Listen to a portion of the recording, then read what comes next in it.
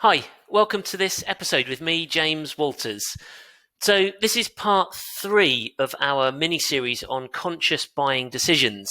Last time we went through buying healthy meals and introduced the benefits of buying food that's been produced using regenerative organic agriculture.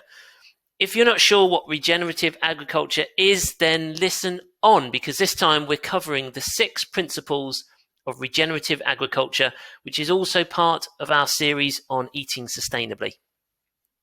Before we get started, it's worth saying that this mini-series is based on the Kiss the Ground purchasing guide, and many of the facts come from the book called Drawdown. Drawdown by Paul Hawken is the most comprehensive plan ever proposed to reverse global warming. Take a look in the description for links to Kiss the Ground, Drawdown by Paul Hawken, as well as links to a selection of other books on the topic of diet, food, farming, and soil to help improve our health and planet. Right then, there are 6 principles to regenerative agriculture. They're the reason why the latest studies are showing that regenerative organic food can be higher in nutrients and better for our health. The 6 principles of regenerative agriculture are 1. Least disturbance, 2. Living root, 3. Soil armor, 4. Animal integration, 5. Increase biodiversity, and 6. Context. Let's take a look at each of the 6. Number 1, least disturbance. This means keeping soil structure intact and biology thriving with low or no ploughing, no or reduced chemicals, less passes with tractors and machinery, and less compaction. Number 2 is living root.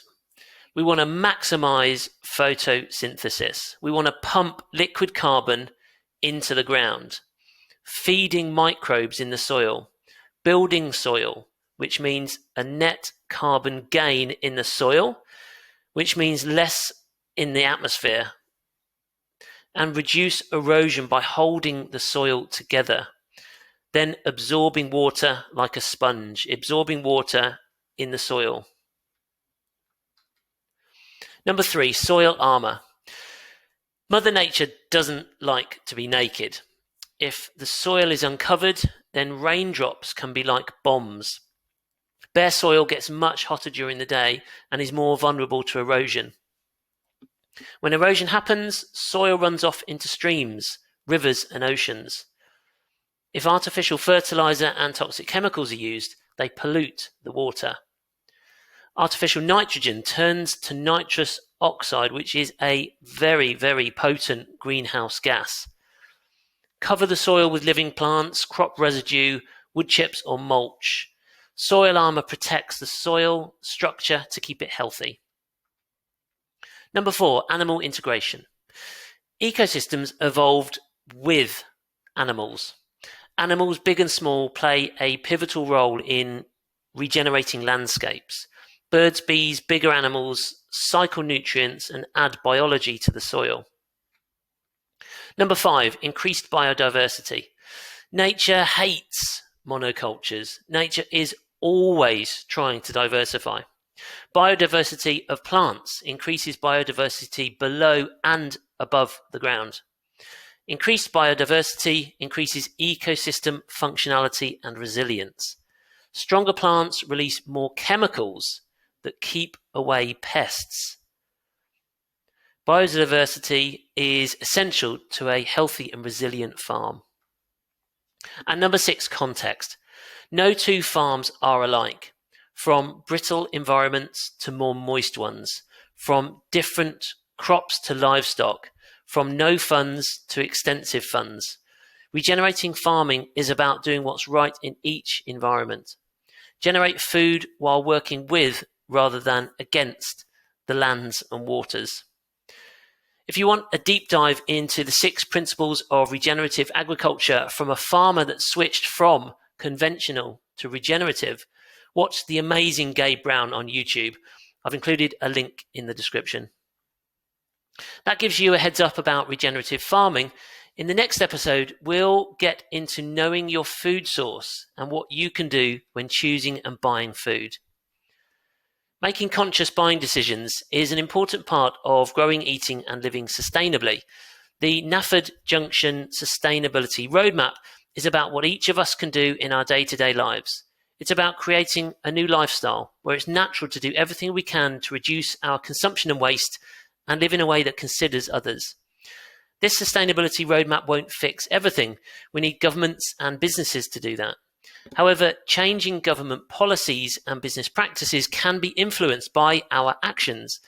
This roadmap is about doing things where we have the power, things that can encourage and eventually force governments and businesses to change.